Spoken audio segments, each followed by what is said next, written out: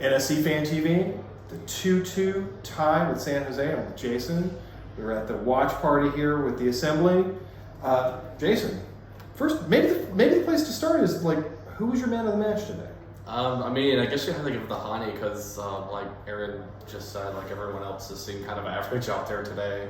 So I guess you got to give it to the guy that scored the only goals for us.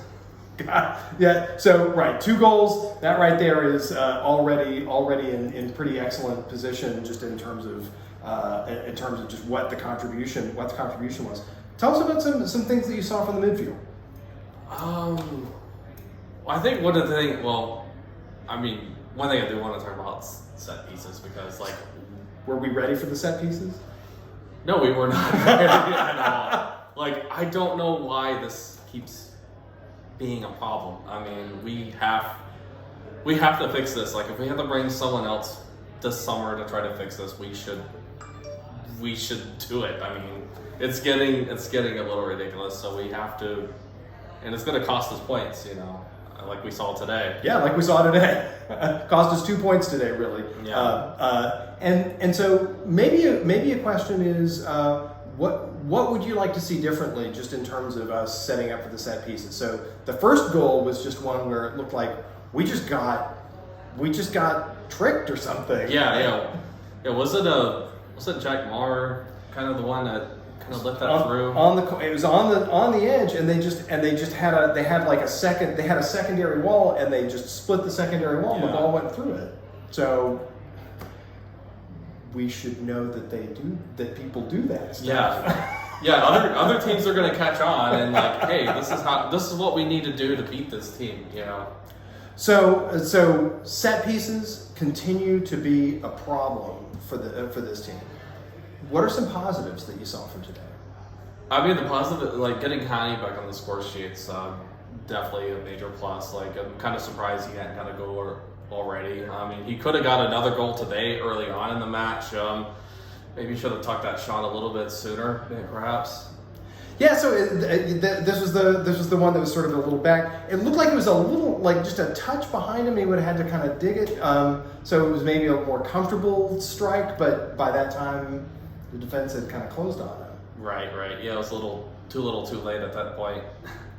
So still continue to be ahead at least in terms of the schedule, in terms of points on the road. Still collecting a great number of points.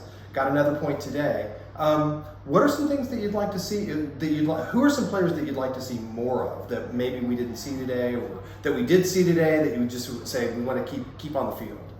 I mean, I kind of talked about this earlier, like going into the game. It's like maybe this is the game. Like maybe we should start Loba just because you're playing against the worst team in the league as far as the standings look right now, and like the guys.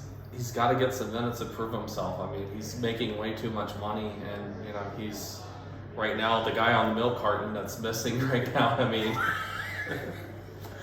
the picture of Ake Loba's face on the side of a milk carton is a pretty stark picture of how adrift it seems like it feels whenever we watch him play.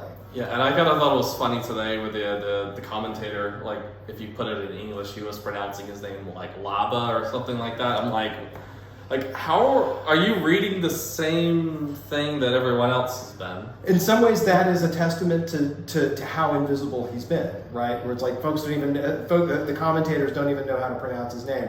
Why? Well, because they haven't had a chance to say it. Exactly, yeah, Like, I think right now CJ is probably still our best striker option. So he's still, and so I think that, and Sapong just played such an energetic game. I mean, was so disruptive of the other team, held the ball generally really well for the offense, created space with his runs.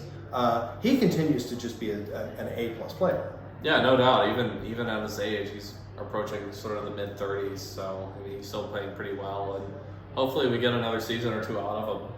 Yeah, and I guess the challenge is to figure out if he's going to run like that, he's probably got a sort of a limit of 70 minutes. Yeah.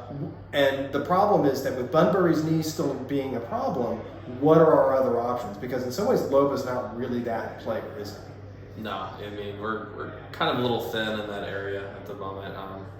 Maybe some striker options this summer might be something to look into as well. If we could, maybe not spend a whole lot of money. I mean, who wants to come play striker for NSC? yeah, it's like even watching like U.S. soccer, it kind of got the same issue too. Like who's going to be our top striker going into the World Cup? Right. Oh, right.